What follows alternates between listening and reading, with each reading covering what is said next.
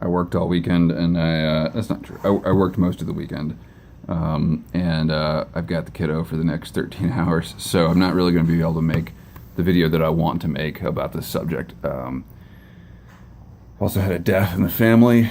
It's going to be a rough week, but it's important for me to say this. I think what happened in Charlottesville, is pretty relevant to the Gribley's Folly ethos in terms of the I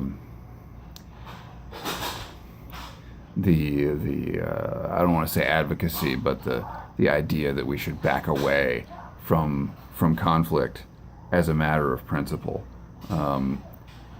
What we're seeing, what happened in Charlottesville,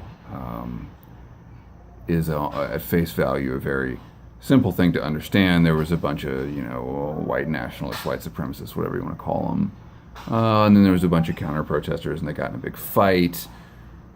Tempers flared. People are crazy. Somebody drove their car into a crowd. Now, people are dead. And I think that's all. It's all worth considering at face value. I read a great piece, though, this morning on the Daily Wire about looking at this in sort of a larger lens. And what we're seeing, according to this piece, and I agree, is, I believe it called it, I would quote it, but I'm using my phone to record this, a microcosm reenactment of brown shirt versus red violence that happened in the Weimar Republic. And this is an old story. It's an old story of, two extreme sides fighting each other in the streets, as a shocked nation looks on. The rest of us see this sort of thing, and we don't know what to think, so we fall into our default position on whatever issue, Confederate monuments, or hey, there's a hummingbird. Look at that. Valid points are made. Black Lives Matter. Those were events that became violent, and they're not getting the media treatment that this is getting. That's fair. President Trump is definitely kind of being equivocal in his condemning of the violence on the part of people who espouse support for him. That's a fair point worth making. I'm not saying these aren't fair points. What I am saying is, this is a bigger story. And as each of us tries to internally process this, I'm a Southern man. I can trace my family back. There's a lot there. And I feel compelled to come on here and say, this is not me. This is not the South that I love.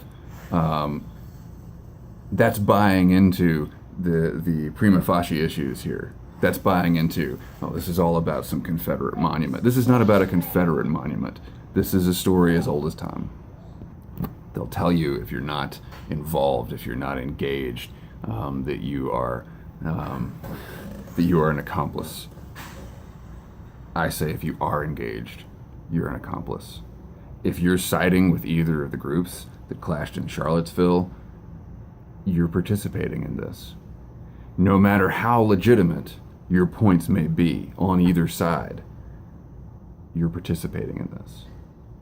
What's left for those of us who truly abhor this sort of thing is to disengage. That's what Gribley's Folly is all about. The death in my family this week is a horrible thing, and it's very easy to get wrapped up in, it was my, I don't want to get into it. Too soon. Way too soon. Natural causes. 2 kids. Terrible thing. We can get caught up in that. We can get caught up in the unfairness of it and how angry it makes us. And my mom was making a really good point.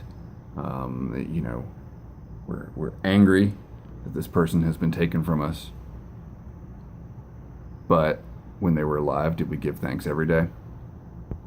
We're angry about this violence, and it's unfair and it's unjust, and it's part of life. It's part of life, and it always has been.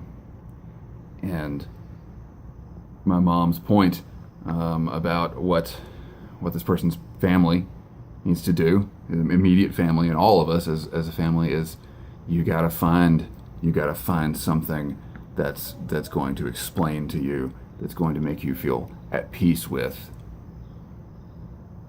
the ongoing machinations of life. And sometimes people run each other with cars, and sometimes people die on the operating table at 47. It happens. Find something deeper. And I don't like to use the word escape. I don't like to use the word retreat. But cling to that deeper thing so tightly that this other stuff doesn't matter. Would I tell the mother of the victim of the car attack that her daughter's death doesn't matter? Of course not.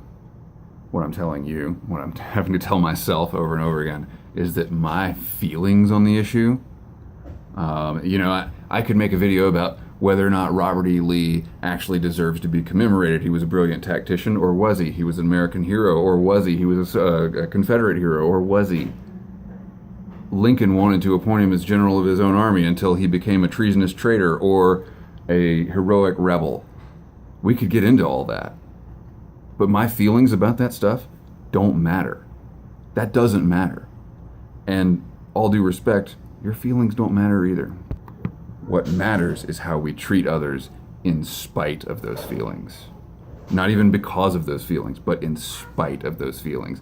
That's what matters. That's the lesson of Charlottesville, and that's the lesson of life, and of all, every time two opposing groups come together with clubs and shields and tear gas in the streets.